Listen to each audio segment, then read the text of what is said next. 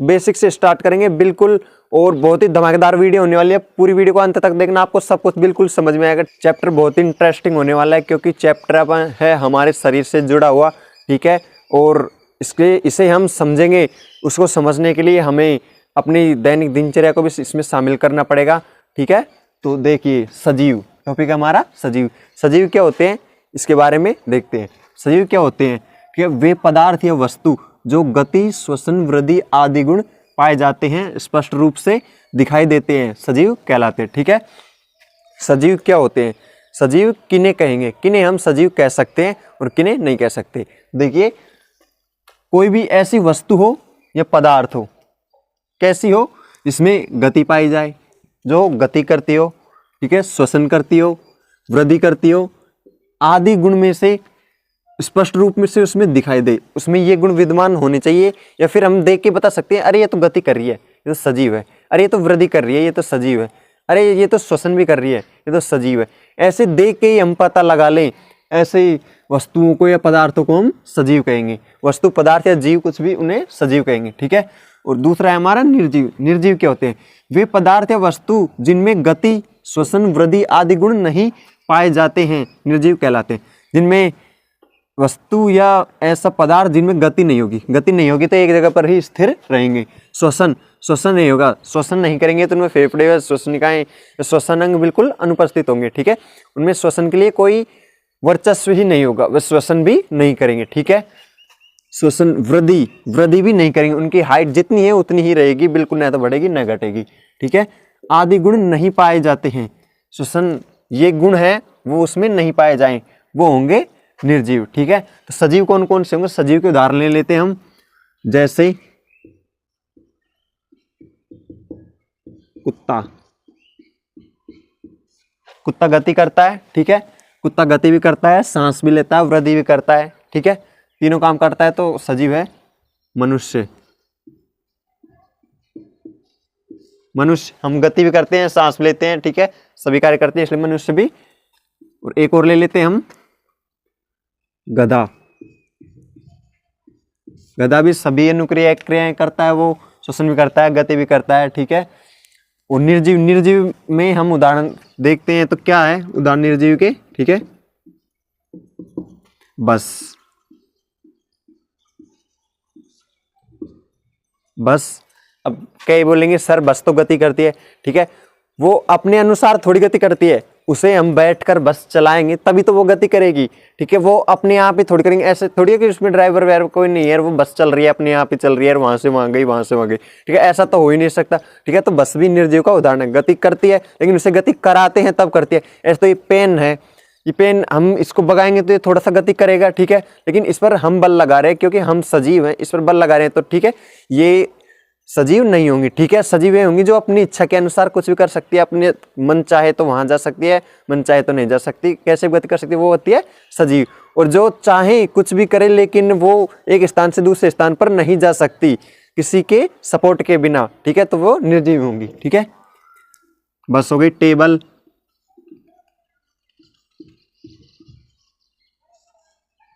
और कुर्सी, ठीक है। ये एक बेसिक सा टॉपिक हो चुका है हमारा सजीव और निर्जीव के बारे में। ये आपको बिल्कुल अच्छी तरह आना चाहिए कि कोई भी अगर हमसे अचानक कोई भी पूछ ले तो हमें ये आना चाहिए, ठीक है। इन चीज़ों पर ही आधारित है ये पूरा जैव प्रक्रम, पूरा पाठ सजीव के बारे में और निर्जीव के बारे में ही पढ़ेंगे हम। सजीवों में कैसे श्वसन होता है, कैसे क्या होता है, पाचन क्रिया कैसे होती है, जैसे भोजन कहाँ से कहाँ पे जाता है, कैसे जाता है, कहाँ पे पाचन होता है, क्या क्या शरीर के अंदर होते हैं, ठीक है। इन सब के बारे में पढ़े, बहुत ही इंटरेस्टिंग होने वाले हैं, आपको शरीर के बारे में पूरी जानकारी मिल जाएगी इसमें, तो वीडियो को इस बात पर लाइक कर देना, ठीक है। तो अगला टॉपिक हमारा जैव प्रक्रम। अब आ चुके हैं हम पाठ का नाम, पाठ का नाम है जैव प्रक्रम, ठीक है। तो जैव प्रक्रम को हम समझेंगे कि जैव प्रक्रम होता क्या है। पाठ का चैप्टर का नेम तो रख दिया हमने, हमारा चैप्टर का नेम है जैव प्रक्रम, ठीक है, चैप्टर का नेम जैव प्रक्रम है। अब जैव प्रक्रम रखा तो इसका मतलब क्या होता है, पहले ही पाठ का मतलब समझेंगे, बेसिक से मतलब समझते चलेंगे, फिर आगे आगे धीरे धीरे बढ़ते चलेंगे।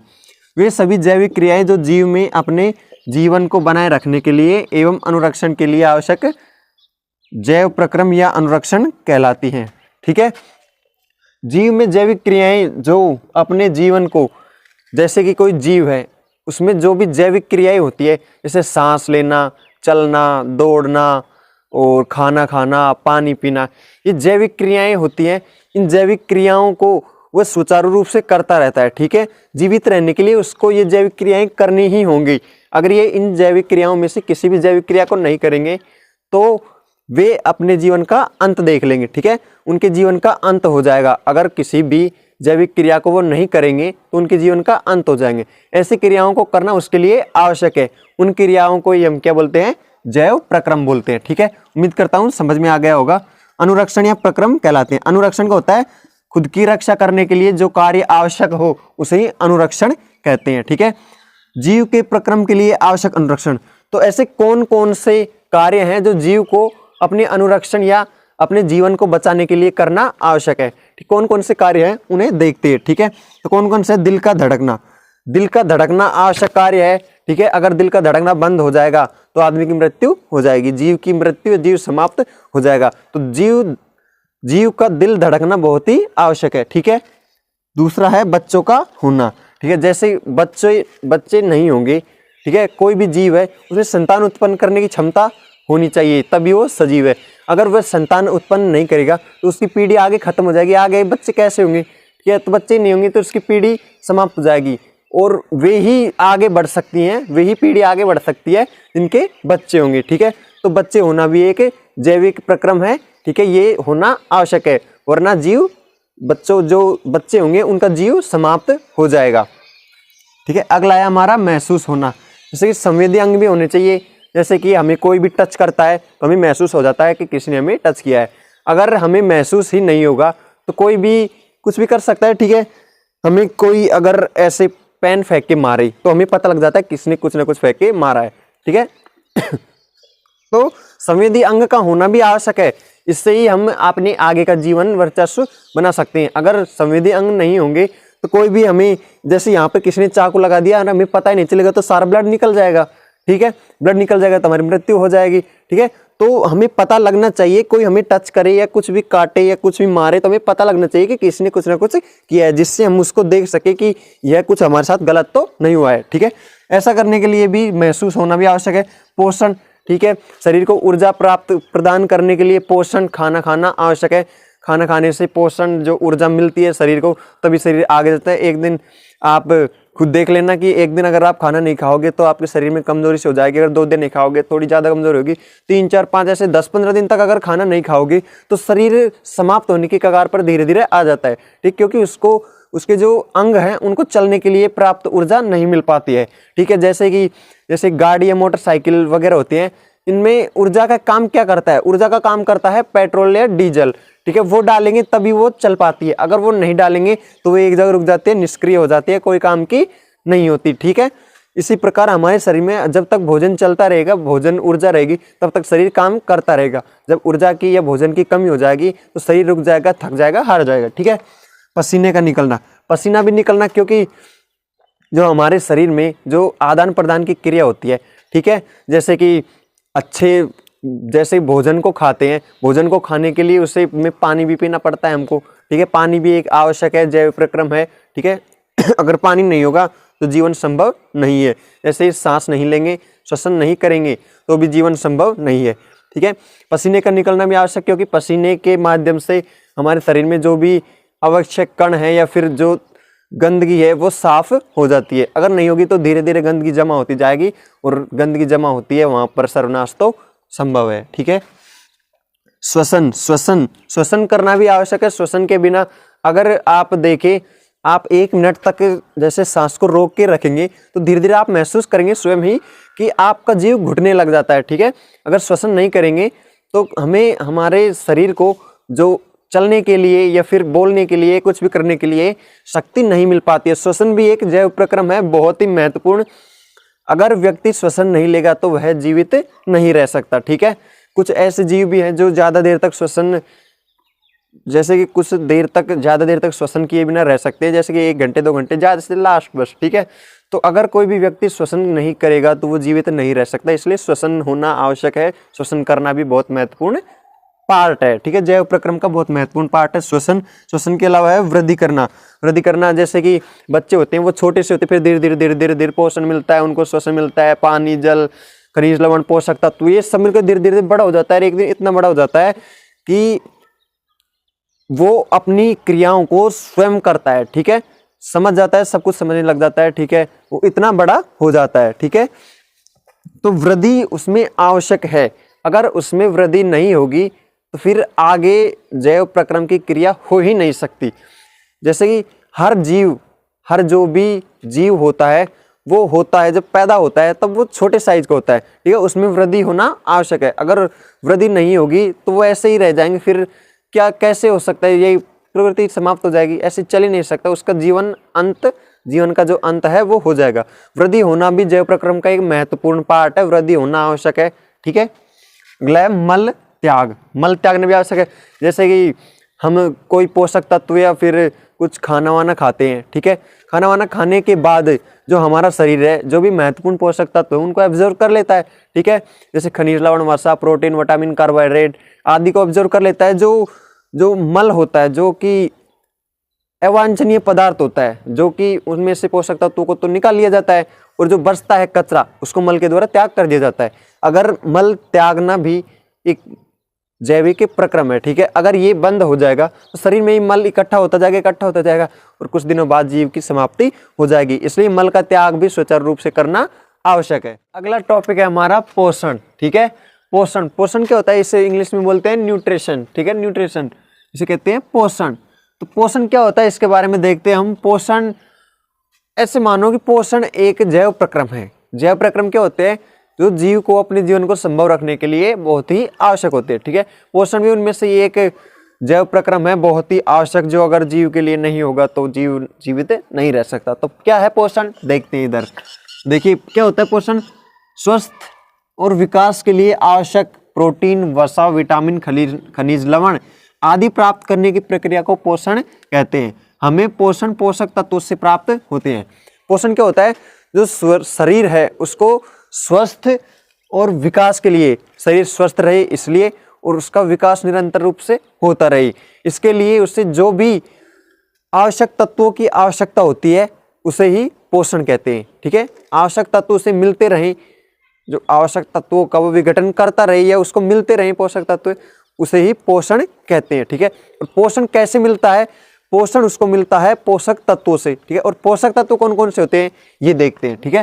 पोषक तत्वों से पोषण मिलता है शरीर को, ठीक है, और पोषण पोषक तत्वों से मिलता है, ठीक है। तो पोषक तत्व कौन कौन से होते हैं, कौन कौन से आवश्यक पोषक तत्व हैं ये देखिए।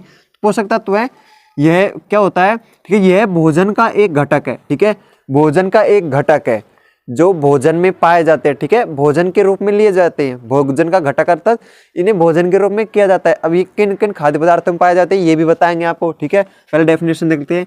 यह भोजन का एक घटक है, वह पोषक का स्रोत है, ठीक है, पोषक का स्रोत है। ये पोषक इसको भोजन के द्वारा ही मिलते हैं। उदाहरण है कार्बोहाइड्रेट, वसा, प्रोटीन, खनिज, लवण, जल आदि, ये भोजन के द्वारा मिलते हैं। जल तो हम अलग पी सकते हैं, ठीक है, लेकिन जो है कार्बोहाइड्रेट है, वसा है, प्रोटीन है, खनिज, लवण है, ये खाद्य पदार्थ में ही पाए जाते हैं, ठीक है।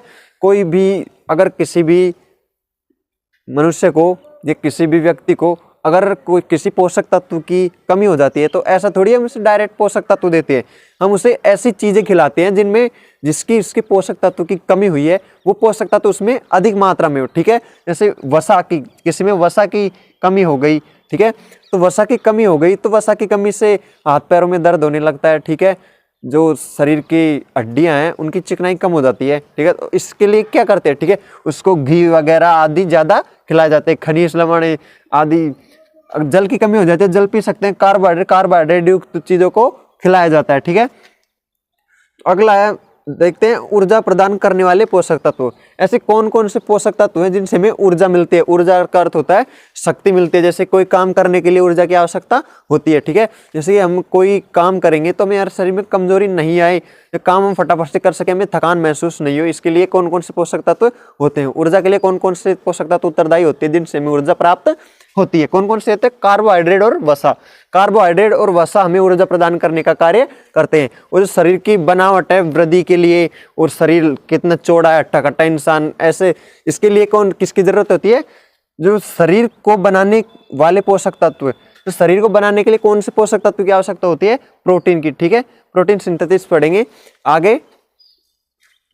और नोट में एक चीज बहुत ही जरूरी, व्यक्ति को स्वस्थ रहने के लिए क्या आवश्यक है? व्यक्ति को स्वस्थ रहने के लिए क्या आवश्यक है? तो देखिए, शरीर को स्वस्थ रहने के लिए सभी पोषक तत्वों की नियमित रूप से आवश्यकता होती है। उसी व्यक्ति का शरीर स्वस्थ रह सकता है जो प्रचुर मात्रा में नियमित रूप से पोषक तत्वों को ग्रहण कर सके। वो ऐसी चीजें खाए, मतलब सभी प्रकार की चीजें खाए, उसको सभी प्रकार के पोषक तत्व नियमित रूप से मिलते रहें, उस व्यक्ति का शरीर तो स्वस्थ रहेगा।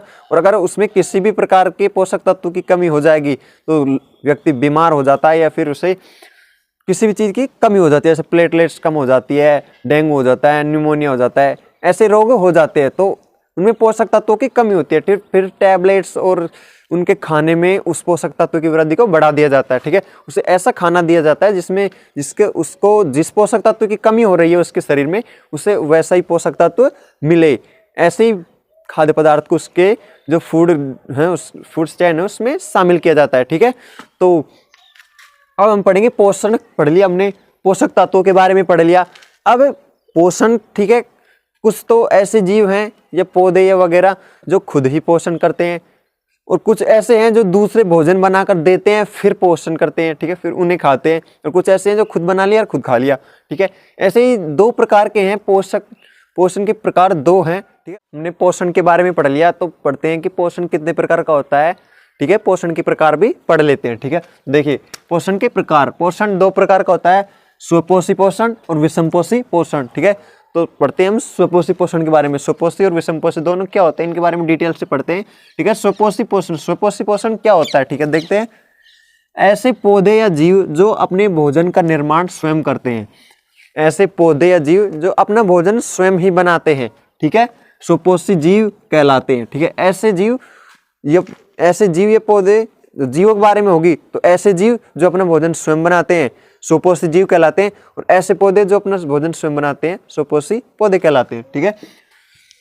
ऐसे पोषक को स्वपोषी पोषण कहते हैं, जो स्वयं अपना भोजन बनाते हैं। इस प्रकार के पोषण को क्या होते हैं? स्वपोषी पोषण कहते हैं। ऐसे जीव जो अपना भोजन स्वयं बनाते हैं स्वपोषी जीव कहलाते हैं, और ऐसा पोषण है जो स्वपोषी पोषण कहलाता है, ठीक है। तो इस प्रकार के जीव या पौधे बाहर से प्राप्त ऊर्जा की सहायता से कार्बनिक कच्ची सामग्री से अपना भोजन स्वयं बनाते हैं, ठीक है। जो इस प्रकार के जो जीव या पौधे होते हैं जो अपना भोजन स्वयं बनाते हैं, ठीक है, लेकिन कच्ची सामग्री है वो बाहर से लेते हैं। जैसे कि अपना भोजन हम खुद स्वयं बनाते हैं, ठीक है, लेकिन कच्ची सामग्री तो बाहर से लेते हैं। जैसे गेहूं कहाँ से ले लिया, तो हम विषमपोषी है। मनुष्य क्या है? विषमपोषी है। क्यों है विषमपोषी? आप तो कहेंगे हम अपना भोजन स्वयं पकाते हैं, बनाते हैं, खाते हैं, लेकिन जो हमें भोजन मिल रहा है, भोजन किसी और वस्तु से मिल रहा है। जैसे कि गेहूं हम स्वयं थोड़ी बनाते हैं, गेहूं तो पौधे के द्वारा बनाए जाते हैं, ठीक है, पौधे में तो उगते हैं, पौधे से हमें गेहूं प्राप्त होते हैं, फिर कहीं से हल्दी, मिर्च, नमक, जीरा बनाकर फिर हम तो सिर्फ बनाने का कार्य करते हैं, ठीक है, लेकिन जो भोजन का मेन उत्पादन करते हैं वो होते हैं पौधे, ठीक है। तो हम विषमपोषी हैं, हम स्वयं नहीं बना रहे, हम दूसरों के बनाए हुए को लेके और फिर खा रहे हैं, सिर्फ पका रहे हैं हम और कुछ नहीं कर रहे, ठीक है। तो हम विषमपोषी होते हैं, ठीक है। जो कच्ची सामग्री प्राप्त कर रहे हैं हम केवल, और कच्ची सामग्री प्राप्त करके उसे पकाकर तब खा रहे हैं। तो ऐसे स्वपोषी होते हैं जो कच्ची सामग्री से अपना भोजन स्वयं बनाते हैं, ठीक है। तो ये प्रकाश संश्लेषण की क्रिया से भोजन बनाते हैं, ठीक है। जो स्वपोषी पोषण है उसमें प्रकाश संश्लेषण क्रिया से भोजन बनाया जाता है। जैसे पौधे हैं, पौधे प्रकाश संश्लेषण से अपना भोजन स्वयं ही बना लेते हैं, ठीक है, उन्हें कोई और बना के नहीं देता है। तो कैसे बनाते हैं? जो CO2 गैस है उसकी सहायता से और जल दोनों मिलाकर जो सूर्य की उपस्थिति में वो हरित लवक बना लेते हैं, जिससे C6H12 और O6 बना लेते हैं, ठीक है। तो कार्बन डाइऑक्साइड पौधे ऑब्जर्व करते हैं, ठीक है, उसको ले लिए एक, तो फिर हम जल डालते हैं, पौधे में पानी देते हैं, तभी तो वृद्धि करता है, ठीक है। और उसको जल मिल गया, कार्बन डाइऑक्साइड मिल गई प्रकृति से, उसको जल मिल गया, ठीक है। और सूर्य की उपस्थिति में तो फोटोसिंथेसिस करता है, ठीक है, प्रकाश संश्लेषण क्रिया करता है। तो सूर्य की उपस्थिति में उसको प्रकाश भी मिल गया, ठीक है। तीनों चीज मिल गई तो उसने तीनों चीजों को मिलाकर क्या बना लिया? ग्लूकोज C6H12O6 बना लिया, ठीक है। तो CO2 के यहाँ पर 6 मोल और जल के भी 6 मोल ले लेंगे तो यहाँ पर 2 बनाएंगे, ठीक है। जो ग्लूकोज बना लेगा और O2 निकल जाएगी, ठीक है। क्या बन जाएगा यहाँ पर? ये जब टूटेगा तो क्या बन जाएगा? ठीक है, ऑक्सीजन गैस बन जाएगी और जल बन जाएगा, ठीक है। तो जल को तो खुद ही ऑब्जर्व कर लेगा और ऑक्सीजन गैस को बाहर वातावरण में छोड़ देगा, ठीक है। और अगला हमारा यहाँ पर कार्बनिक पोषक तत्व, ठीक है। कार्बनिक पोषक तत्व ऐसे पोषक तत्व जिनमें कार्बन की मात्रा अत्यधिक होती है या कार्बन पाया जाता है, ठीक है। ऐसे पोषक तत्व जैसे इनमें ऐसे पोषक तत्व हैं जिनमें कार्बन भी होता है और हाइड्रोजन भी होता है, दोनों चीज उपस्थित होंगी तो कार्बनिक पोषक तत्व कहलाएंगे। और अगर दोनों कार्बन और हाइड्रोजन दोनों में से एक भी चीज अनुपस्थित हुई, या तो कार्बन अनुपस्थित हुआ, हाइड्रोजन हुआ, या हाइड्रोजन उपस्थित हुआ या कार्बन हुआ, तो वो अकार्बनिक पोषक तत्व कहलाएंगे। देखिए, कार्बनिक पोषक तत्व जिनमें C कार्बन व हाइड्रोजन दोनों उपस्थित होंगे वो कार्बनिक पोषक तत्व कहलाएंगे, ठीक है। दोनों में कौन कौन से उपस्थित होंगे? तो इनके उदाहरण है, कार्बनिक पोषक तत्वों के उदाहरण देख लीजिए। HCl, इसमें हाइड्रोजन भी उपस्थित है और कैल्शियम भी उपस्थित है। जो क्लोरीन है, कार्बन है, वो भी उपस्थित है, हाइड्रोजन उपस्थित है और कार्बन भी उपस्थित है। CH3 में कार्बन भी उपस्थित है और हाइड्रोजन भी उपस्थित है। और C2H2OH, ठीक है, इसमें भी कार्बन भी उपस्थित है और हाइड्रोजन भी उपस्थित है। तो ये कौन से हुए? कार्बनिक पोषक तत्व, ठीक है। और अगला है हमारा अकार्बनिक पोषक तत्व, ठीक है। तो अकार्बनिक पोषक तत्वों में इनमें या तो C की कमी हो या H की कमी हो, दोनों में से एक भी कमी तो अकार्बनिक पोषक तत्व कहलाएंगे, ठीक है। तो देखते हैं, इनमें C या H दोनों में से एक की कमी हो, दोनों कमी हो, वो अकार्बनिक पोषक तत्व कहलाएंगे। इनके उदाहरण है, देखिए NH3, इसमें हाइड्रोजन तो उपस्थित है लेकिन जो कार्बन है वो उपस्थित नहीं है, ठीक है। CO2, इसमें कार्बन उपस्थित है लेकिन हाइड्रोजन उपस्थित नहीं है। H2, इसमें हाइड्रोजन उपस्थित है लेकिन कार्बन उपस्थित नहीं है। NaCl, इसमें क्लोरीन C, जो कार्बन उपस्थित है लेकिन हाइड्रोजन उपस्थित नहीं है, ठीक है। दोनों में से एक भी अनुपस्थित हुआ तो अकार्बनिक, और जिनमें दोनों उपस्थित है वो कार्बनिक कहलाते हैं, ठीक है। उम्मीद करता हूँ आपको समझ में आ रहा होगा। वीडियो को लाइक कर देना, चैनल को सब्सक्राइब कर देना, ठीक है। और वीडियो को शेयर कीजिए अपने फ्रेंड्स के साथ, ठीक है। लाइक जरूर कर देना वीडियो को, इससे हमें मोटिवेशन मिलता है और अच्छा पढ़ाने का। और भी आपको डिटेल से पढ़ाने का कुछ भी समझ में नहीं आ रहा हो तो आप पूछ सकते हो, ठीक है, कमेंट करके पूछ सकते हो। मैं बताऊंगा, आपके कमेंट का रिप्लाई नहीं दो तो मुझे बोलना, मैं हर कमेंट को पढ़ता हूँ, हर कमेंट का रिप्लाई देता हूँ, ठीक है। देखिए, जैव प्रक्रम चैप्टर एक बहुत ही इजी चैप्टर है, हमारे शरीर से जुड़ा हुआ है। हम इससे आधा से ज्यादा तो इसे हम खुद ही सॉल्व कर सकते हैं, हम जानते हैं इसके बारे में, इसको समझते हैं हम। तो सेकंड नंबर पे हमारा विषमपोषी पोषण, स्वपोषी पोषण के बारे में पढ़ लिया हमने। सेकंड नंबर पे हमारा विषमपोषी पोषण, ठीक है। तो इसके बारे में देखते हैं क्या होता है। पशु, कवक व बहुत सारे प्रोकैरियोटिक अपना भोजन स्वयं संश्लेषित नहीं कर सकते। जो प्रोकैरियोटिक होता है इसका मतलब होता है जीव, जैसे कि भैंस, बकरी, गाय, ये प्रोकैरियोटिक अपना भोजन स्वयं संश्लेषित नहीं कर सकते। ये बाहर से भोजन प्राप्त करने के लिए दूसरे जीवों पर आश्रित रहते हैं। ये चाहते हैं कि दूसरे जीव ही इनको भोजन दे, ठीक है। ये स्वयं भोजन नहीं बना सकते, ठीक है, दूसरे जीवों पर आश्रित रहते हैं। जैसे कि कुत्ता है, कुत्ता बिल्ली को खाता है, कुत्ता है बिल्ली पर ही आश्रित रहता है, ठीक है। जैसे कि कुत्ता रहता है कि कोई हमें रोटी डाल दे, तो इस प्रकार दूसरे जीवों पर ही आश्रित रहते हैं, खुद भोजन नहीं बनाते हैं, ठीक है। इस प्रकार दूसरे जीवों पर आश्रित हैं, ये बना बनाया भोजन ग्रहण करते हैं। ये भोजन को स्वयं नहीं बनाते हैं, इन्हें भोजन बना बनाया चाहिए और बने बनाए हुए भोजन को ये ग्रहण करते हैं। ऐसा पोषण विषमपोषी पोषण कहलाता है। तो ऐसे जीव ऐसा पोषण करते हैं वो विषमपोषी जीव कहलाते हैं, और ऐसा पोषण है वो विषमपोषी पोषण कहलाता है, ठीक है। उदाहरण है कवक, पक्षी, पशु और मानव। जो कवक हैं वो दूसरे जीवों पर आश्रित रहते हैं, दूसरे चीजों से भोजन करते हैं। पक्षी भी दूसरी चीजों से, पशु भी, मानव भी, ठीक है। और जो स्वपोषी पोषण उसमें हमने उदाहरण नहीं लिखा था, उसमें उदाहरण लिख लेना। पेड़ पेड़ पौधे हैं वो अपना भोजन स्वयं बनाते हैं, इसलिए वो स्वपोषी हैं। और जो मनुष्य है, कवक है, पक्षी है, पशु है, ये क्या अपना भोजन स्वयं नहीं बनाते, इसलिए विषमपोषी कहलाते हैं। ठीक है, इसके बाद में हम पढ़ेंगे पौधों में जो स्वपोषी होते हैं पौधे, ये कैसे भोजन बनाते हैं, इनको भोजन बनाने की प्रक्रिया क्या है, उसके बारे में हम पढ़ेंगे। ठीक है, तो इस वीडियो है जो इस क्लास है इसको लाइक कर देना। ठीक है, चैनल को सब्सक्राइब कर देना। अगर आप चैनल पर नए हो तो हमने क्या है फर्स्ट, सेकंड और थर्ड चैप्टर करवा दिया। अगर आपने वो नहीं देखा तो पिछली वीडियो में प्लेलिस्ट में जाकर आप देख सकते हो। स्टूडेंट्स, आज हम पढ़ रहे हैं एक ऐसा टॉपिक जो कि बहुत ही शानदार होने वाला है, प्रकृति से जुड़ा हुआ है, पेड़ पौधों के बारे में। आज पढ़ेंगे हम कि पेड़ पौधों में श्वसन कैसे होता है, प्रकाश संश्लेषण क्रिया क्या होती है, और प्रकाश संश्लेषण क्रिया करने में कौन कौन सी चीज़ों की आवश्यकता होती है, कौन कौन से प्रोटीन होते हैं, कार्बोहाइड्रेट होते हैं, वसा होती है, विटामिन होती है, क्या क्या चाहिए, क्या क्या नहीं चाहिए। पौधे अपने जल को किस प्रकार लेते हैं, खनिज लवणों को किस प्रकार ग्रहण करते हैं, जड़ों के द्वारा क्या करते हैं, पत्तियों के द्वारा क्या करते हैं, क्लोरोफिल क्या होता है, उस क्लोरोफिल क्या काम करता है, पत्तियों में क्लोरोफिल पाया जाता है कि नहीं, सब चीज़ें डिस्कस करेंगे आज की क्लास में। तो बने रहिए हमारे साथ। तो क्लास स्टार्ट करते हैं। पौधों में पोषण, पौधों में पोषण किस प्रकार होता है, किस प्रकार पौधे भोजन बनाते हैं, देखते हैं। पौधों में पहले तो देखेंगे, हमने पिछली वीडियो में पढ़ाया था स्वपोषी विषमपोषी। पिछली वीडियो ये पार्ट नंबर 2 है, पार्ट 2 है लेसन नंबर 6 का जैव प्रक्रम। पार्ट 1 हमने अपलोड कर दिया है। ठीक है, इससे पहली वीडियो में। ठीक है, अगर आप हमारे चैनल पर नए हो और उस वीडियो को आपने नहीं देखा है, चैप्टर नंबर 1, 2 और 3 की वीडियो को भी आपने मिस कर दिया है, तो हमारे चैनल पर जाकर देख सकते हैं, प्लेलिस्ट में आपको सब कुछ मिल जाएगा। ठीक है, देखते हैं पौधों में पोषण हमने बता दिया है पिछली क्लास में। पौधों में पोषण है कौन सा होता है, इनमें स्वपोषी पोषण प्रकाश संश्लेषण के द्वारा होता है। पौधों में स्वपोषी पोषण होता है और प्रकाश संश्लेषण के द्वारा होता है। कैसे होता है आप सभी पता है, पौधे प्रकाश संश्लेषण के द्वारा अपना भोजन स्वयं बनाते हैं, स्वयं बनाएंगे, वो होंगे स्वपोषी, इसलिए स्वपोषी है, इसलिए स्वपोषण होता है। ठीक है, दूसरा है प्रकाश संश्लेषण की क्रिया द्वारा पौधे प्रकाश ऊर्जा को अकार्बनिक ऊर्जा व कार्बनिक ऊर्जा में बदल लेते हैं। जो प्रकाश संश्लेषण की क्रिया है उसके द्वारा पौधे हैं जो सूर्य से प्राप्त ऊर्जा है उसको अकार्बनिक और कार्बनिक पदार्थों में बदल लेते हैं अपने भोजन बनाने के लिए। ठीक है, अगला है जो कार्बोहाइड्रेट बाद में प्रयुक्त होते हैं उन्हें मंड व स्टार्च के रूप में संचित कर लेते हैं।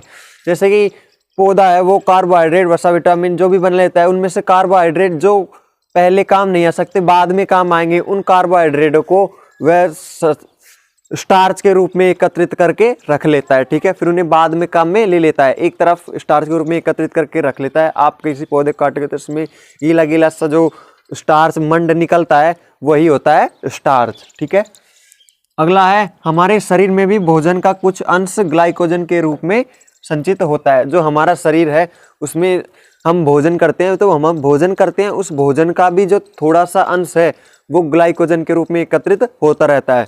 जब भी हम कोई व्रत वगैरह करते हैं तो थोड़ी देर तक हमें भूख नहीं लगती। ठीक है, वो व्रत बनाए ही इसलिए गए हैं, समाज में जो संस्कृति है उसमें हमारे व्रत बनाए इसलिए गए हैं क्या, ताकि जो हम व्रत करेंगे उस वक्त हम भूखे रहेंगे, तो जो हमारे शरीर में जो एक्स्ट्रा ग्लाइकोजन जो भोजन करते समय भोजन में अतिरिक्त भोजन में हमारे ग्लाइकोजन के रूप में एकत्रित हो जाता है। ठीक है, जो भोजन ग्लाइकोजन के रूप में एकत्रित हो जाता है जब हम व्रत करते हैं तो उस समय वो भोजन ग्लाइकोजन वाला भोजन है वो धीरे धीरे काम में आता रहता है। ठीक है, इसलिए भी व्रत बनाए गए, वरना व्रतों का और कोई महत्व नहीं है, इसलिए भारतीय संस्कृति में व्रत को शामिल किया गया है। इससे क्या है, मनुष्य का शरीर है उसमें ज़्यादा ग्लाइकोजन की मात्रा नहीं बढ़ती है, ज़्यादा ग्लाइकोजन की मात्रा नहीं बढ़ने से जो मनुष्य है वो स्वस्थ रहता है। ठीक है, पौधों में अपना भोजन बनाने के लिए निम्न सामग्री की आवश्यकता होती है। जैसे कि हमें अपना भोजन बनाने के लिए क्या क्या सामग्री की आवश्यकता होती है, जैसे कि हम सब्जी बनाते हैं, सब्जी बनाने के लिए हमें हल्दी, मिर्च, नमक, जीरा, तेल ऐसे सामग्री की आवश्यकता होती है। ठीक है, उसी प्रकार जो पौधे हैं उन पौधों को भी अपना भोजन बनाने के लिए सामग्री की आवश्यकता होती है। अब क्या क्या सामग्री की आवश्यकता होती है वो देखते हैं। ठीक है, तो क्या क्या सामग्री की आवश्यकता होती है, पहला है क्लोरोफिल। क्लोरोफिल क्या होता है, ठीक है, क्लोरोफिल क्या सामग्री है, ये क्या काम करेगा इसमें और ये कैसे पौधों को मिलता है उसके बारे में। तो क्लोरोफिल है वो पौधों में पत्तियों में पाया जाता है। ठीक है, आपने पिछली क्लास में भी पढ़ा होगा या फिर नहीं पढ़ा होगा, तो मैं आज आपको बता दूं कि जो पौधों का हरा रंग होता है वो पौधों में क्लोरोफिल के कारण होता है। क्लोरोफिल इसे हरित लवक भी कहते हैं। क्लोरोफिल को हिंदी में कहते हैं हरित लवक और इंग्लिश में कहते हैं क्लोरोफिल, ठीक है।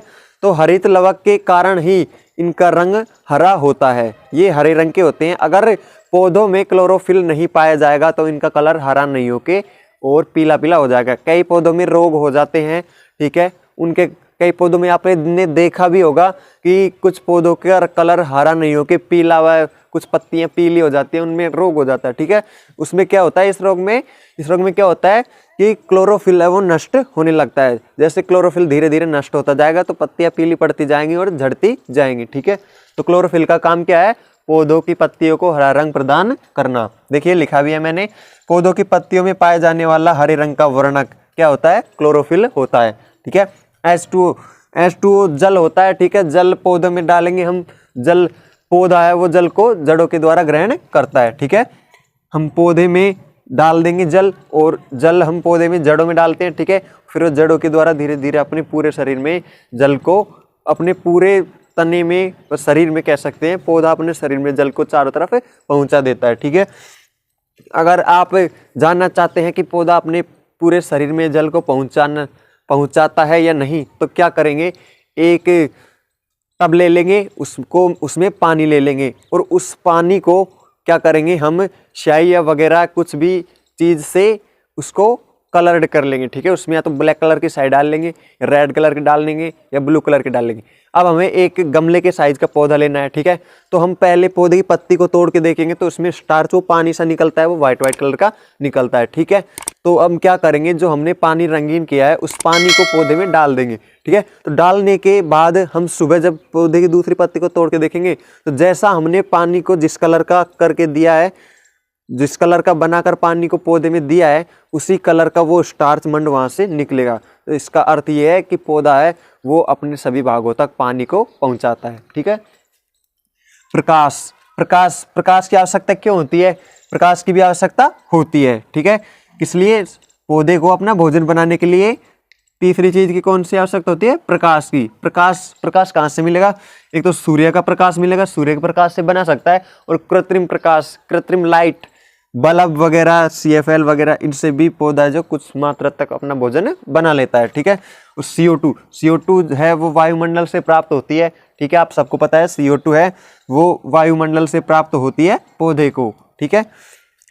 और पोषक तत्व कहाँ से प्राप्त होते हैं, पोषक तत्व मिट्टी में उपस्थित होते हैं, जो पौधा अपनी जड़ों के द्वारा अपने पौधे को चारों तरफ पूरे भाग में सप्लाई करता रहता है, ठीक है। पौधा पोषक तत्व है और खनिज लवण है, ये जड़ों से प्राप्त होते हैं पौधे को, ठीक है। जड़ों से वो अपने पूरे शरीर में या पूरे पौधे है उसमें अपना जो पोषक तत्व है, खनिज लवण और पोषक तत्व कौन कौन से, खनिज लवण है, इनको अपने पौधे की जड़ों के द्वारा अपने पूरे पौधे में पहुंचाता रहता है, ठीक है। अगर कोई चीज़ समझ में नहीं आ रही तो वीडियो को वापस देख लेना, ठीक है।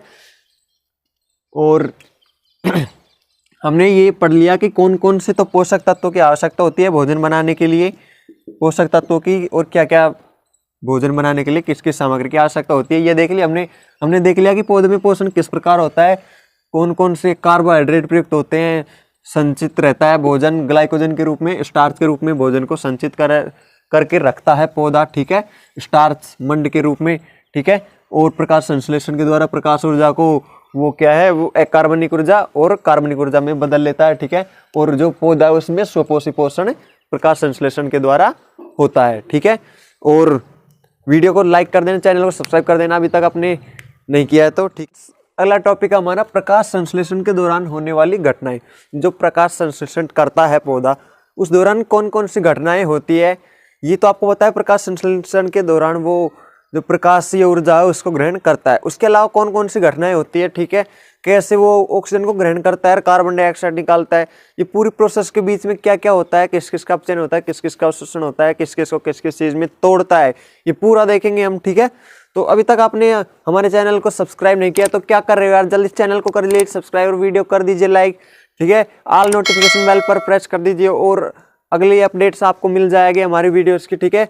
और आने वाली वीडियोज़ हैं वो और भी धमाकेदार होने वाली है, वीडियो को देखना अंत तक और लाइक करना पूरा, ठीक है। धमाल मचा देंगे पूरे 10th क्लास में, 10th क्लास की साइंस है वो, ठीक है। बहुत ही ईजी है, कुछ चैप्टर हट चुके हैं वो आपको बता देंगे, ठीक है। तो देखते हैं, ठीक है। प्रकाश संश्लेषण के दौरान होने वाली घटनाएं, जो प्रकाश संश्लेषण है उसके दौरान कौन कौन सी घटनाएं होती है उसके बीच में, ठीक है। तो पहली घटना क्या है, ठीक है, देखना ध्यान से समझना। क्लोरोफिल द्वारा प्रकाश ऊर्जा को अवशोषित करता है। जो क्लोरोफिल होता है, पेड़ पौधों में जो पत्तियां होती हैं उनका कलर हरे रंग का होता है, ठीक है। तो कलर हरे रंग का होता है क्लोरोफिल के कारण, ठीक है। तो क्लोरोफिल है वो क्या काम करता है, अगर पौधों में क्लोरोफिल नहीं होगा तो पौधा नष्ट हो जाएगा, पौधा सूख जाएगा, ठीक है। क्यों सूख जाएगा, क्योंकि जो प्रकाशीय ऊर्जा है उसको ग्रहण करने का काम कौन करता है, उसको ग्रहण करने का काम पत्तियों में उपस्थित क्लोरोफिल करता है। अगर क्लोरोफिल नष्ट हो जाएगा तो पौधे का नष्ट होना भी तय है, ठीक है। तो क्या काम करता है, जो पौधा है उनकी पत्तियों में पाए जाने वाला क्लोरोफिल है, वो प्रकाशीय ऊर्जा को ग्रहण करता है, ठीक है। जो प्रकाश ऊर्जा उसको अवशोषित करता है, ठीक है। फिर क्या करता है, अगला काम क्या होता है इसमें, प्रकाश संश्लेषण के दौरान प्रकाश ऊर्जा को रासायनिक ऊर्जा में रूपांतरित करना।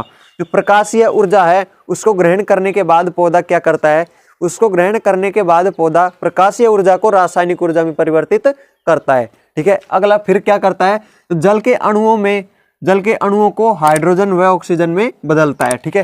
पौधे को हम जल देते हैं H2O, ठीक है।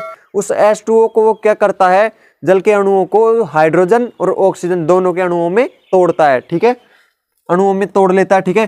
जैसे क्या पूरी प्रोसेस क्या होती है, पहले प्रकाश लेता है, प्रकाशीय ऊर्जा ग्रहण करता है, फिर उसको प्रकाशीय ऊर्जा को रासायनिक ऊर्जा में बदल लेता है, ठीक है। रासायनिक ऊर्जा में बदलने के बाद उसको जो जल की आवश्यकता होती है, जो जल हम उसको दे देते हैं, तो वो जल को है जड़ों के द्वारा ग्रहण कर लेता है, ऊपर पहुंचा लेता है, और फिर क्या करता है, जो हाइड्रोजन है और ऑक्सीजन है दोनों अणुओं में अलग अलग तोड़ लेता है, ठीक है।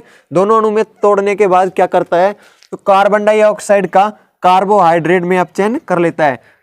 जो कार्बन डाइऑक्साइड है उसका क्या कर लेता है, अपचयन कर लेता है, किसमें, कार्बोहाइड्रेट में अपचयन कर लेता है। ये कार्बोहाइड्रेट का कार्बन डाइऑक्साइड में भी अपचयन कर लेता है। ये पूरी प्रोसेस होती है, ठीक है, पौधे में भोजन बनाने के लिए या फिर प्रकाश संश्लेषण के दौरान ये घटनाएं होती है, ठीक है। तो स्टूडेंट्स, हमने पौधों में पोषण पढ़ लिया है, ठीक है। पौधों में पोषण किस प्रकार होता है वो आपको उम्मीद करता हूँ समझ में आ गया होगा, ठीक है। इसके बाद में हम पढ़ते हैं अमीबा में पोषण। अमीबा तो आप जानते ही होंगे, और नहीं जानते तो जान लेना, ठीक है। अमीबा में पोषण किस प्रकार होता है, अमीबा के बारे में कुछ जानकारी है वो दे दूँ आपको, उसके बाद में हम पढ़ेंगे अमीबा में पोषण। जो अमीबा है उसका आकार निश्चित नहीं होता है, उसका आकार एक लचीला होता है, ठीक है, उसका आकार बदलता रहता है, ठीक है। अमीबा का आपको एक बार बता दूं, अमीबा का आकार किस प्रकार रहता है, शायद आपको याद आ जाए, ठीक है। अमीबा ऐसे ही रहता है, ठीक है, केंद्रक होता है, खाद्यान्न वगैरह ये आपको चित्र के द्वारा बताएंगे, लेकिन अमीबा का आकार इस प्रकार का होता है, ठीक है। तो देखते हैं हम अमीबा में पोषण किस प्रकार होता है, ठीक है। अमीबा क्या खाता है, ठीक है, अमीबा में पोषण, ठीक है। अमीबा पैरामीशियम को भोजन के रूप में ग्रहण करता है। अमीबा का भोजन क्या है, अमीबा है वो पैरामीशियम को भोजन के रूप में ग्रहण करता है, ठीक है। और वो पैरामीशियम क्या खाता है, पैरामीशियम है वो अपने से छोटे जो जीवाणु है, ठीक है, पैरामीशियम अपने से छोटे जीवाणुओं को भोजन के रूप में ग्रहण करता है, ठीक है। अमीबा खाता है पैरामीशियम को भोजन के रूप में, और पैरामीशियम खाता है उससे छोटे जो जीवाणु है, कीड़े मकोड़े, उनको भोजन के रूप में खाता है, ठीक है। अमीबा है अपनी कोशिकीय सतह से कूटपाद से भोजन ग्रहण करता है, ठीक है। अमीबा है वो किस प्रकार भोजन ग्रहण करता है, ठीक है। अमीबा में पाए जाते हैं कूटपाद, जैसे कि यहाँ पर ये कूटपाद है, ठीक है, इसमें पाए जाते हैं कूटपाद। इस कूटपाद के बीच में भोजन आता है और ये इसको अंदर ले लेता है, कूटपाद के द्वारा अंदर ग्रहण करता है अमीबा, ठीक है। अमीबा अपनी कोशिकीय सतह के कोशिकीय सतह इसके कूटपादों से भोजन को ग्रहण करता है, ठीक है, से भोजन ग्रहण करता है, ठीक है। अगला है अमीबा अपने भोजन के कणों को घेरकर खाद्य रिक्तिका के अंदर भोजन के जटिल पदार्थों का विघटन सरल पदार्थों में करता है, ठीक है। फिर भोजन कोशिकीय द्रव में विसर्जित हो जाता है, ठीक है।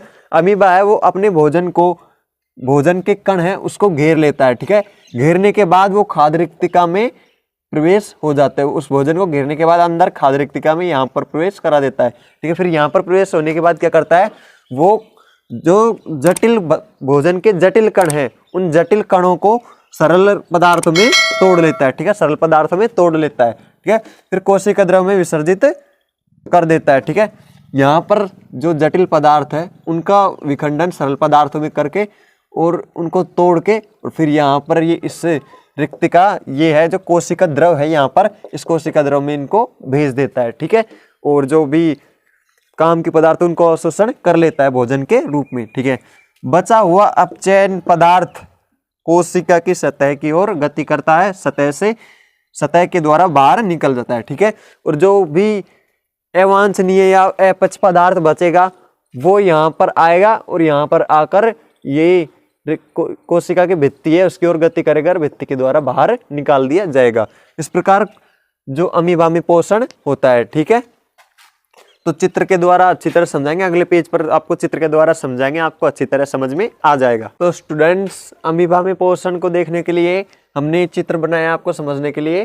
ठीक है, इस चित्र से आपको बिल्कुल सही सही समझ में आ जाएगा। ठीक है, तो देखते हैं। ठीक है, ये है अमीबा, इसकी आकृति बिल्कुल निश्चित नहीं है। ठीक है, देखिए आगे ये इसके आगे प्रोसेस है, इसमें आगे क्या हो गया, ये आगे है फिर इससे आगे है, पूरा अमीबा पोषण का पूरा चक्र है। ठीक है, तो कैसे कैसे क्या क्या होता है। ठीक है, अमीबा की आकृति निश्चित नहीं है, यहाँ पे कैसे हो गया, यहाँ पे कैसे हो गया। ठीक है, देखते हैं पहले क्या होता है।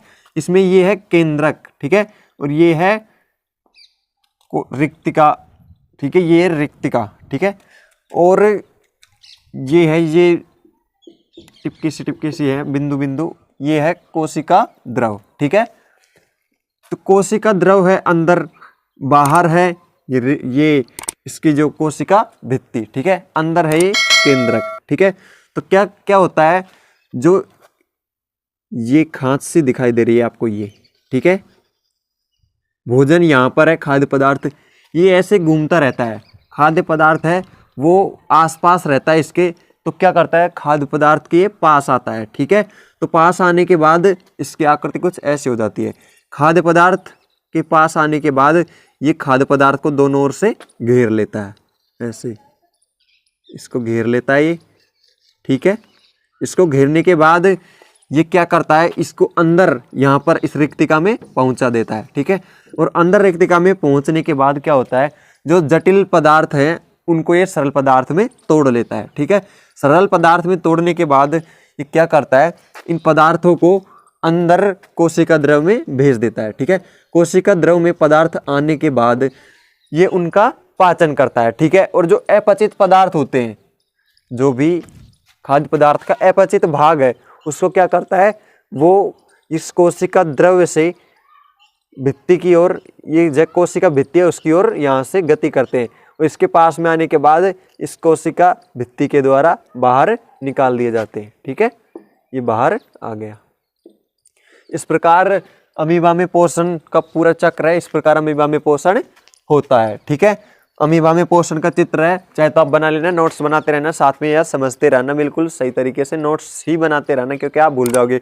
अगर अभी तक आपने चैनल को सब्सक्राइब नहीं किया तो यार क्या करें, जल्दी इस चैनल को सब्सक्राइब करो, वीडियो को लाइक करो, ऑल नोटिफिकेशन बेल पे प्रेस करो, जिससे आने वाली और वीडियो की नोटिफिकेशन आपको मिल जाएंगी। ठीक है, तो भाई साहब आज की वीडियो बहुत ही धमाकेदार होने वाली है, क्योंकि आज हम पढ़ रहे हैं हम खुद अपने बारे में, हम जो खाते हैं पीते हैं उसका पाचन किस प्रकार होता है, किस प्रकार की क्या प्रक्रिया होती है, कौन कौन से एंजाइम काम आते हैं, लार में कौन कौन से पाचन की पूरी प्रक्रिया होती है उसके बारे में पढ़ेंगे। ठीक है, वीडियो बहुत ही धमाकेदार होने वाली है। चलिए तो हमें पढ़ना है दोस्तों मनुष्य में पोषण, मनुष्य में पोषण या फिर कह सकते हैं मनुष्य में पाचन किस प्रकार होता है। जो मनुष्य के पाचन अंग है वो कौन कौन से हैं देखिए।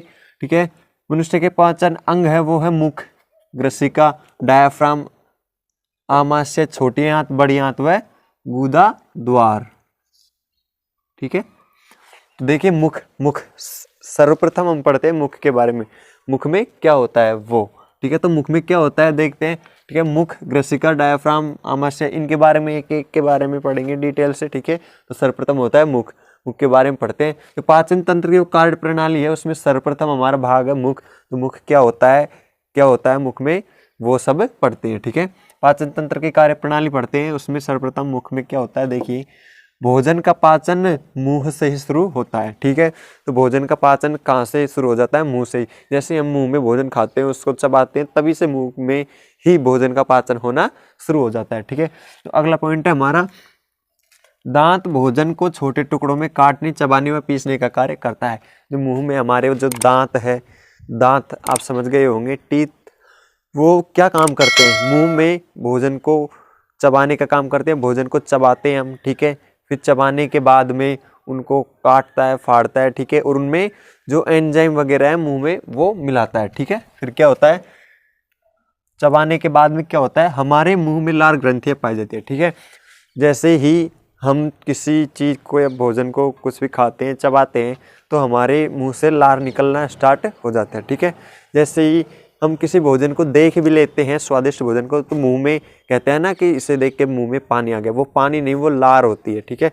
जो हमारे मुंह में लार संवेदी अंग के रूप में कार्य करती हैं, ठीक है। जैसे ही हम किसी भोजन को या स्वादिष्ट भोजन को देखते हैं तो हमारे मुंह से लार आना स्टार्ट हो जाती है, ठीक है। वो लार क्या होती है, जो भोजन को पचाने में सहायता प्रदान करती है, ठीक है। जैसे ही हमारा खाने का मन नहीं होता है, तो कई बार देखते हैं कि भूख लगी होती है लेकिन खाने का मन नहीं होता है, तो मन नहीं होता है, उस पर भोजन ऐसे ही रूखा सूखा लगने लग जाता है, क्योंकि उस वक्त जो हमारा शरीर में जो मुंह है वो संवेदी अंग कम काम करते हैं, जिससे लार सही तरीके से उत्पन्न नहीं हो पाती है, क्योंकि हमारा खाने का मन नहीं होता है और हम तब भी खाते हैं तो लार ढंग से उत्पन्न नहीं हो पाती है, जिससे कि हमें खाने का मन नहीं करता, कुछ ऐसा भी फील होता है, ठीक है। और जब हमें भूख लगती है तो कुछ देख लेते हैं कुछ स्वादिष्ट, तो फिर हमारे मुंह से अपने आप ही लार निकलना स्टार्ट हो जाती है, इसलिए कहते हैं कि इसके मुंह में पानी आ गया। वैसा ही ये कुछ ऐसा ही है, ठीक है। हमारे मुंह में लार ग्रंथियाँ पाई जाती हैं, ठीक है। 3-4 प्रकार लार ग्रंथि होती है, दर दर से पाई जाती हैं। जैसे ही मुंह में भोजन डालते हैं, चबाते हैं, तो लार निकलना स्टार्ट हो जाती है और मुंह जो भोजन है उसके साथ में मिक्स हो जाती है। ये ग्रंथियाँ भोजन में एमाइलेज एंजाइम को मिलाती है। जो लार है वो लार क्या काम करती है, जो लार में एमाइलेज एंजाइम होता है वो भोजन में एमाइलेज एंजाइम को मिलाने का कार्य करती है, ठीक है। जिससे जटिल भोजन शर्करा में टूट जाता है, जिससे जो भोजन है वो शर्करा के रूप में टूट जाता है, ठीक है। मिलने के बाद में शर्करा के रूप में टूट जाता है, वह भोजन एक बोलस के रूप में सरल व चिपचिपा बन जाता है, ठीक है। जैसे भोजन को खाते हैं हम, मिक्स होता जाता है जीभ के द्वारा, तो मिक्स होने के साथ साथ वह एक बोलस के रूप में या गोलाकार रूप में बन जाता है, बोलस के रूप में चिपचिपा सरल पदार्थ में टूट जाता है। फिर क्या होता है, बन जाता है, यह एमाइलेज एंजाइम उत्प्रेरक की तरह कार्य करता है। जो एमाइलेज एंजाइम है वो उत्प्रेरक की तरह कार्य करता है। क्या करता है, ये है जो हमारे जो शरीर में जो भी उत्पन्न करते हैं, जो भी लार उत्पन्न करती हैं, जो भी ग्रंथियाँ, उनको उनकी स्पीड को बढ़ाता है, ठीक है। वो उनकी स्पीड को बढ़ाता है, जिससे कि क्या होता है, लार ज़्यादा उत्पन्न होती है और जो भोजन है उसको पचाने में सहायता करती है, और स्वयं काम में नहीं आता है। एमाइलेज एंजाइम स्वयं काम में नहीं आता है, केवल लार को बढ़ाने का कार्य करता है, ठीक है। यह उत्प्रेरक की तरह कार्य करता है। यह एमाइलेज रासायनिक क्रियाओं को गति प्रदान करता है। रासायनिक क्रिया जैसे कि हमारे शरीर में, हमारे जो मुंह में क्या करता है, वो लार ग्रंथियों को प्रेरित करता है, जिससे कि लार ज़्यादा उत्पन्न होती है और भोजन अच्छी तरह से पच पाता है, ठीक है। बोलस अच्छी तरह से बन जाता है और ये स्वयं खर्च नहीं होता है, ठीक है। जो एमाइलेज एंजाइम बनता है वो स्वयं काम में नहीं आता, केवल ये लार और संवेदी अंगों को बढ़ाने का कार्य करता है, ठीक है। तो आगे पढ़ेंगे हम जो इसके बाद में मुंह के बाद में क्या आता है हमारा, ठीक है। मुंह के बाद में आता है गर्दन में जो भी और लार ग्रंथियाँ आती हैं। ये लार ग्रंथियों के बारे में पढ़ेंगे, लार ग्रंथियों में क्या क्या काम में आते हैं, लार कौन कौन सी होती है, कौन कौन सी ग्रंथियाँ होती है, इनके बारे में अगले पेज पर पढ़ते हैं। आगे पढ़ते हैं हम लार के प्रमुख कार्य, ठीक है। हमने भोजन के बारे में पढ़ लिया, ठीक है, मुख के बारे में पढ़ लिया, ठीक है। अब पढ़ते हैं मुख में आता है लार, ठीक है। लार के बारे में पढ़ते हैं आगे, लार के प्रमुख कार्य, लार क्या क्या कार्य करती है हमारे मुख में, ठीक है। लार दांतों में नमी बनाती है, ठीक है। लार के कारण ही हमारे दांत है वो गीले रहते हैं, नमी रहती है दांतों में, ठीक है। नमी बनाते हैं, दांतों को साफ करती है। लार है वो हमारे दांतों को भी साफ करती है, जैसे लार दांतों पर लगती है तो वो दांतों को भी साफ करती है, ठीक है। भोजन को मुलायम, फिसलन भरा या बोलस के रूप में बना देती है। जो लार है वो क्या करती है, हमारे भोजन को मुलायम करती है, फिसलन भरा बनाती है, चिपचिपा व फिसलन भरा बनाती है और एक बोलस के रूप में बना देती है, जिससे हमें उनसे निगलने में या ग्रसिका तक पहुंचाने में क्या करती है, सहायता मिलती है, ठीक है। भोजन कठोर नहीं होगा, चिपचिपा बोलस के रूप में होगा तो निगलने में सहायता होगी और पाचन में भी अच्छी तरह से पच सकेगा, ठीक है। फिसलन भरा हुआ बोलस के रूप में बना देती है। इसमें उपस्थित लाइसोसोम जीवाणुओं को खत्म कर देता है। जो लार है उसमें हमारे लाइसोसोम उपस्थित होता है, जो क्या करता है, जीवाणुओं, जो मुंह में जो भी जीवाणु वगैरह होते हैं उनको खत्म करने का कार्य कर देती है, ठीक है, खत्म कर देती है। लार मुख, गुहा मुख गुहा होठों को गीला रखने में मदद करती है।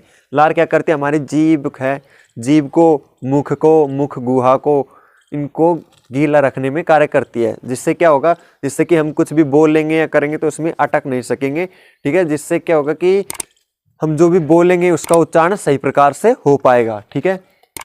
अगर हमारे जो मुख है उसमें लार की मात्रा कम हो जाए तो हमारी जीभ अटकने लगती है और हमसे सही प्रकार से बुलान में नहीं आता है, ठीक है। हमारे मुख में उपस्थित, जिससे क्या होता है, ध्वनि का उच्चारण सही प्रकार से हो पाता है, ठीक है।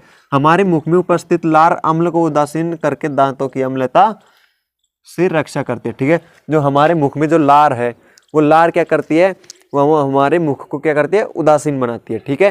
जैसे कि हमारे मुख में अम्लता होती है, ठीक है, खाना खाते हैं उसके बाद में अम्लीयता बढ़ जाती है, ठीक है। तो अम्लता से लार है वो हमारे जो मुख की सुरक्षा करती है। लार है वो हल्की क्षारीय प्रवृत्ति की होती है, ठीक है। जिससे क्या करता है, जो अम्लता बढ़ती है तो कुछ हद तक जो लार है वो ही अम्लता को कम कर देती है, क्योंकि वो क्षारीयता होती है। लार है क्षारीय प्रवृत्ति की होती है, हल्की क्षारीय प्रवृत्ति की होती है, जो क्या कुछ हद तक अम्लता को कम कर देती है। और ज़्यादा अम्लीय होने पर ब्रश वगैरह करते हैं हम हमारे मुख में, ठीक है, दांतों पर ब्रश करते हैं, ठीक है। उदासीन करके दांतों की अम्लता से रक्षा करती है, ठीक है। उदासीन हो जाएगा जिससे कि हम अम्लता से हमारे दांत खराब होते हैं, ठीक है। तो उदासीन हो जाएगा तो दांतों की हमारे अम्लता से रक्षा करती है, ठीक है, लार, ठीक है। लार क्षारीय प्रवृत्ति की होती है। लार कैसे प्रवृत्ति की होती है, ये क्षारीय होती है, हल्की क्षारीय प्रवृत्ति की होती है, क्या, लार। हमारी जीभ खाने के साथ लार को खाने में मिलाने में सहायता करती है। जो हमारी जीभ क्या करती है, वो लार को खाने के साथ मिलाने का कार्य करती है। जैसे हमने खाना खाया तो खाना खाते हैं तब चबाते हैं तो साथ साथ में जीभ भी कार्य करती है, ठीक है। जीभ है वो लार को खाने में मिला देती है, ठीक है। जो भी हम भोजन चबाते हैं, चबाने के बाद में लार को जीभ है वो खाने में चारों तरफ मिला देती है, जिससे बोलस बनता है, ठीक है। अच्छी तरह से मिलाने का कार्य कौन करती है, जीभ। लार को भोजन में अच्छी तरह से जीभ ही मिलाती है, ठीक है। और दांत फाड़ने कुतरने का कार्य करते हैं, ठीक है। भोजन को छोटे छोटे टुकड़ों में तोड़ने का कार्य करते हैं, मैंने बता दिया आपको, ठीक है। आगे है, इसके लार खाने को मिलाने में सहायता करती है। इसके बाद भोजन ग्रसिका से होकर आमाशय में चला जाता है, ठीक है। भोजन लार में मिल जाता है, अच्छी प्रकार से बोलस के रूप में बन जाता है, ठीक है। जिससे वो फिर आगे ग्रसिका से होते हुए आमाशय में चले जाता है। यहाँ पर होता है ग्रसिका से होते हुए यहाँ पर होता है आमाशय, ठीक है। आमाशय में चला जाता है, ठीक है। मुख से स्टार्ट हुआ, मुख से गए ग्रसिका में, ग्रसिका से गए आमाशय में, आमाशय के बाद में कहाँ जाता है आगे देखेंगे। आमाशय में भोजन के आने पर फैल जाता है, ठीक है। जैसे ही आमाशय में भोजन जाएगा तो आमाशय है वो जे आकार का होता है, ठीक है। आपने पढ़ा होगा छोटी क्लासों में, ठीक है। आमाशय वो जे प्रकार का होता है जिसमें आमाशय है वो भोजन जाते ही आमाशय में फैल जाता है, जिसमें आमाशय रस, जठर रस व आदि रस पाए जाते हैं, ठीक है। जो आमाशय की अम्लता बढ़ने पर मैंने आपको चैप्टर नंबर 1 में या चैप्टर नंबर 2 में पढ़ाया था। आमाशय की अम्लीयता बढ़ने पर इनो वगैरह ली जाती है, ठीक है। आमाशय में अम्लता बढ़ जाएगी तो अम्लता को उदासीन बनाने के लिए क्या करते हैं, क्षारीय प्रकार की चीज लेते हैं, जो कि होता है अम्लता होती है। जो अम्लता को कम करने के लिए क्षारीय प्रकार की चीजें लेते हैं। तो क्षारीय प्रकार की चीज कौन सी होती है, मैंने बताया था आपको, इनो। अगर आपने वो वीडियोस नहीं देखी है तो जाकर देख लेना, ढूंढने की जरूरत नहीं है, प्लेलिस्ट में क्रम वाइज वीडियो है, वीडियो के कोने पर क्रम लगा हुआ है, ठीक है। उसको जाकर आप देख लेना, ठीक है। वीडियो के थंबनेल में ही क्रम मिल जाएगा आपको। पूरी वीडियोस क्रम वाइज है, चैप्टर वगैरह भी है। चैप्टर की 3 चैप्टर तो करा दिए, अब ये चैप्टर नंबर 6 चल रहा है, ठीक है। चैनल को सब्सक्राइब कर लेना, ठीक है। आमाशय भोजन के आने पर फैल जाता है, ठीक है, फैल जाता है। आमाशय की भित्ति में 3 बेलनाकार जठर ग्रंथियां होती है, ठीक है। आमाशय है, आमाशय की जो भित्ति है उसमें 3 प्रकार की बेलनाकार जठर ग्रंथि होती है। वो क्या करती है, वो जठर रस का निर्माण करती है, जिससे क्या है, भोजन में जठर रस मिलने पर भोजन का पाचन अच्छी तरह से होता है। जठर पेट को ही बोलते हैं, पेट में ही होता है आमाशय, ठीक है। बेलनाकार जठर ग्रंथि होती है जो जठर रस का स्त्रवण करती है, जो जठर रस का स्त्रवण करती है। जो जठर रस है वो भोजन में मिल जाता है और भोजन का अच्छी तरह से पाचन होता है, जिससे HCl अम्ल, पेप्सिन व श्लेष्मा मौजूद होती है। जो जठर रस है उसमें क्या होता है, हाइड्रोक्लोरिक अम्ल होता है, पेप्सिन होता है और श्लेष्मा भी होती है, ठीक है। जिससे भोजन का क्या होता है, अच्छी प्रकार से पाचन हो जाता है, ठीक है। अगर आपको समझ में नहीं आ रहा है तो कमेंट करके पूछ लेना, मैं आपको समझा दूंगा वापस। तो वीडियो को अगर आपने अभी तक चैनल को सब्सक्राइब नहीं किया है तो क्या कर रहे हो यार, जल्दी से चैनल करो सब्सक्राइब, वीडियो करो लाइक और ऑल नोटिफिकेशन बेल पर क्लिक करो, जिससे आने वाली वीडियोस की अपडेट आपको तुरंत मैसेज कर दी जाएगी, ठीक है, जिससे आपको पता लग जाएगा कि अगली क्लास डाल दी है, ठीक है। और लार के प्रमुख कार्य आपने पढ़ लिए, उम्मीद करता हूँ आपको समझ में आ चुका होगा, ठीक है। और अगर कहीं से समझ में नहीं आ रहा तो आप कमेंट करके पूछ सकते हो, देख लीजिए। उसके बाद में हमारा आता है, देखिए HCl अम्ल भोजन को अम्लीय बना देता है। जो हाइड्रोक्लोरिक अम्ल है वो भोजन में घुलता है या मिलता है आमाशय में। हमने पहले बता दिया कि आमाशय में HCl अम्ल स्रावित होता है, ठीक है। आमाशय J आकार का होता है और जैसे ही आमाशय में भोजन पहुंचता है तो आमाशय है वो फैल जाता है, ठीक है। तो आमाशय में जैसे ही भोजन पहुंचेगा तो आमाशय में स्रावित होता है HCl अम्ल, ठीक है, हाइड्रोक्लोरिक अम्ल, जो क्या है वो अम्ल है जो भोजन को अम्लीय बना देगा, ठीक है। अम्ल में भोजन जाएगा तो भोजन की प्रवृत्ति कैसे हो जाएगी, अम्लीय हो जाएगी, ठीक है। फिर श्लेष्मा आमाशय की भित्ति को ढक लेती है। फिर श्लेष्मा है, जो श्लेष्मा है, जो भोजन की श्लेष्मा होगी वो आमाशय की भित्ति को चारों तरफ से ढक लेगी, ठीक है। आमाशय में चारों तरफ फैल जाएगी, ढक लेगी, जिससे कि शरीर को हानि न पहुंचे, जिससे कि शरीर को या आमाशय को हानि नहीं पहुंचेगी, ठीक है। इसके बाद पेप्सिन एंजाइम प्रोटीन का खंडन करता है। इसमें क्या होता है, एक पेप्सिन एंजाइम और स्रावित होता है। जो पेप्सिन एंजाइम है जो भोजन में प्रोटीन बनता है उसका खंडन करता है, उसको छोटे छोटे टुकड़ों में तोड़ता है, ठीक है।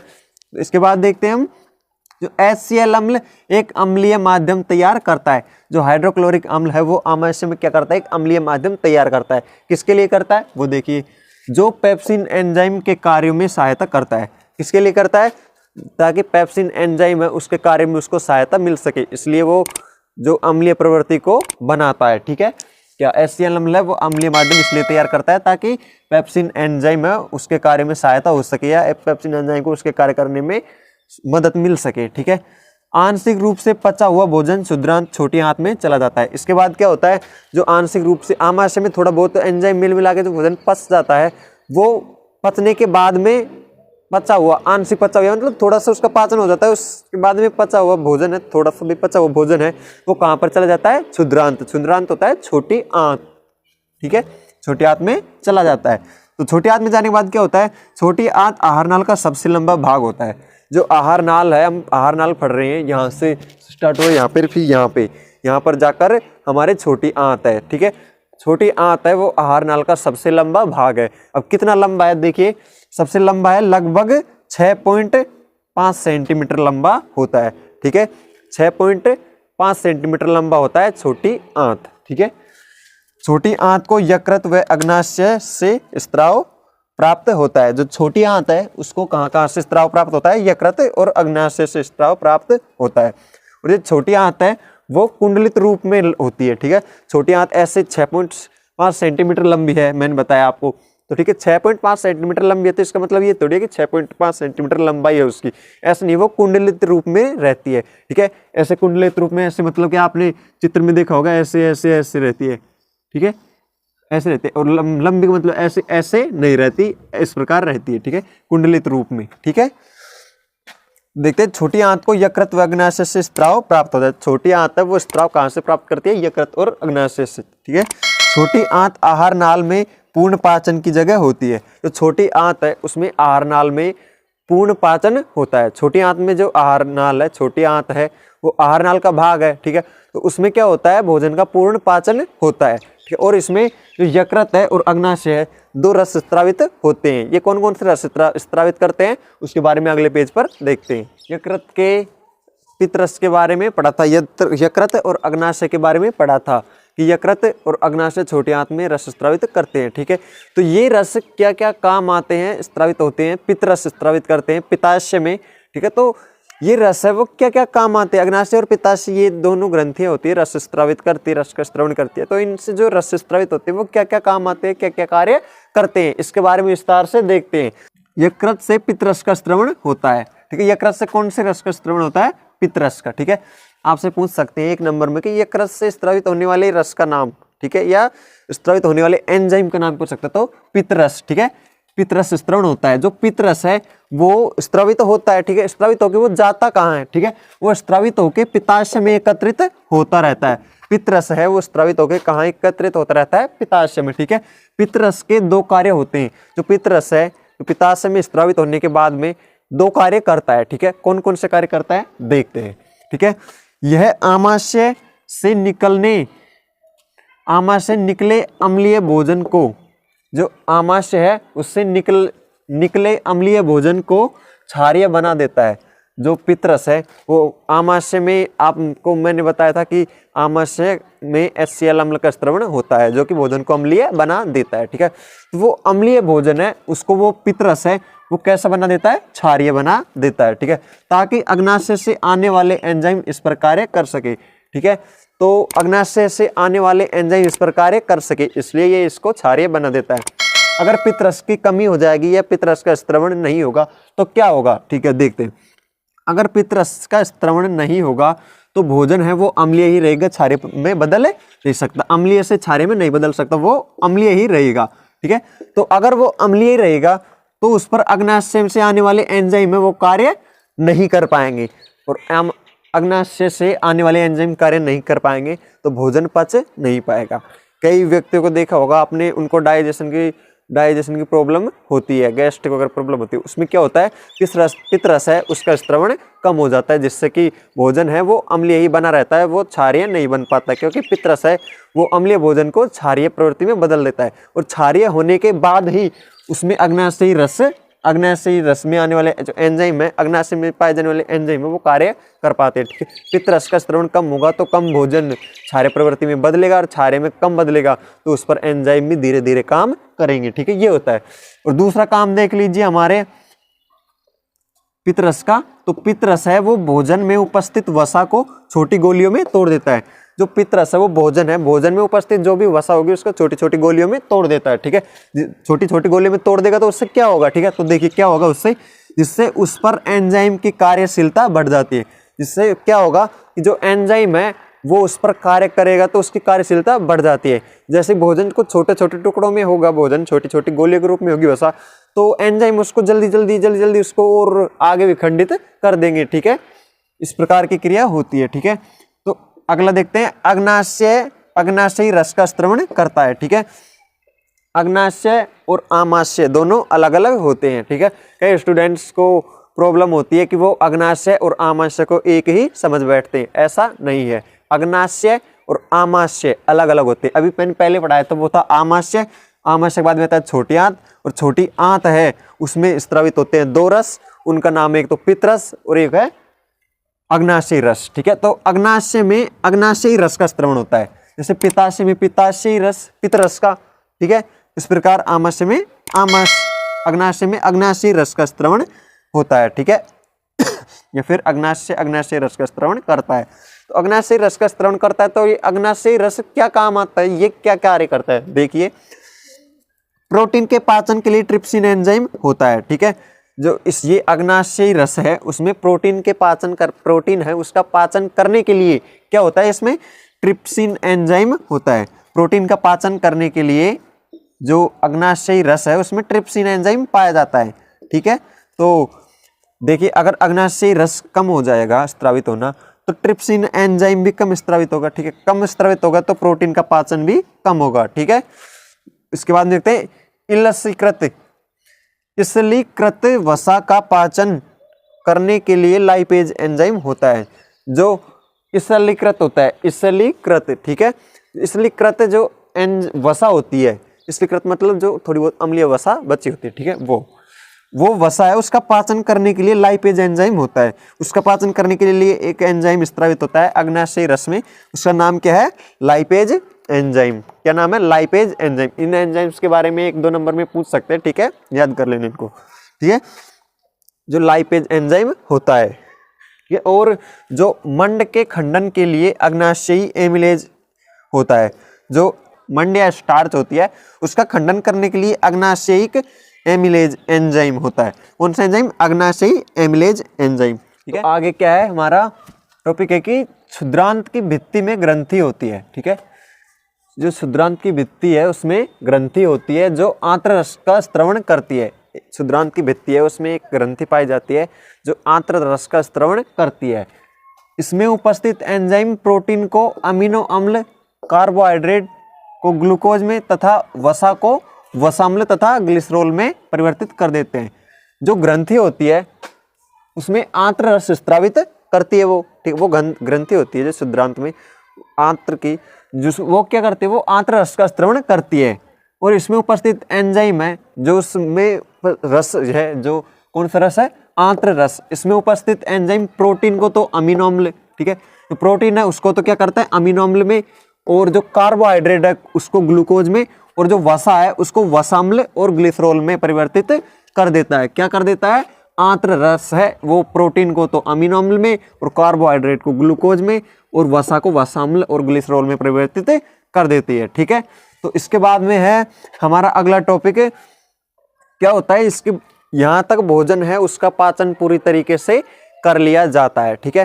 तो पाचन करने के बाद जो उसमें मेन पदार्थ होंगे, अर्थात जिसमें उसमें जो उपयोगी पदार्थ होंगे जो हमारे शरीर के लिए लाभदायक है, जैसे प्रोटीन वगैरह, वो उनको अवशोषण करना है, ठीक है। उनको उस जो बनाया है पेस्ट, उस पेस्ट में से जो खराब पदार्थ हैं उनको तो गूदा के द्वारा बाहर निकाल देंगे, और जो उपयोगी पदार्थ हैं, वसा, विटामिन व खनिज लवण आदि, उनको क्या करेंगे, एब्जॉर्ब कर लिए जाएंगे, ठीक है।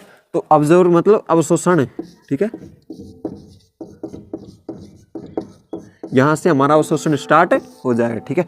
तो देखिए, शुद्धांत्र के अंतिम भाग पर अंगुली जैसे प्रवर्ध होते हैं। जो शुद्धांत होती है, ऐसे मैंने बताया था, इसकी जो अंतिम भाग है इस पर ये अंगुली जैसे प्रवर्ध है, ठीक है, इनके बारे में बोल रहे हैं। जो अंगुली जैसे प्रवर्ध होते हैं जिन्हें दीर्घरोम कहते हैं, इन्हें क्या बोलते हैं, दीर्घरोम।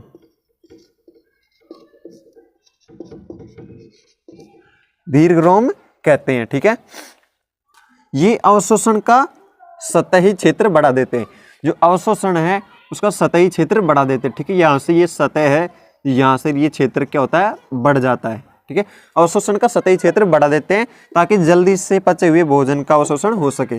सतही क्षेत्र बढ़ने से क्या होगा, उससे क्या होता है, सतही क्षेत्र क्यों बढ़ाता है, ये इसलिए बढ़ाता है ताकि जो भोजन पच चुका है उससे जो उपयोगी पदार्थ हैं उनका अवशोषण जल्दी से किया जा सके, ठीक है। इसलिए वो सतह से जो प्रवर्ध होते हैं वो अवशोषण का सतही क्षेत्र को बढ़ा देते हैं, जल्दी से पचे हुए भोजन का अवशोषण हो सके इसलिए, ठीक है।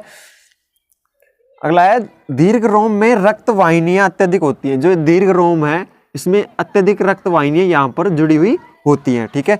तो जुड़ी हुई होती है, उससे क्या होता है, जो भोजन है वो उपयोगी भाग को अवशोषित कर शरीर के सभी अंगों तक पहुंचाता है। रक्त वाहिनियां वो भोजन से उपयोगी भाग को एब्जॉर्व करके, अवशोषित करके शरीर के अंगों तक पहुंचा देती है, ठीक है।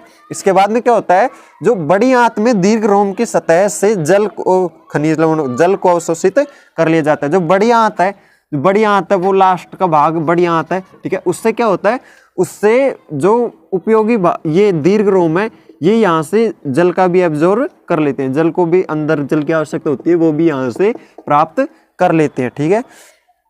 तो फ्रेंड्स, हमारा ये आहार नाल का टॉपिक है जो वो पूरा हो चुका है, ठीक है। इसके बाद में हमारा अगला टॉपिक है दंत क्षरण या दंत क्षय, ठीक है।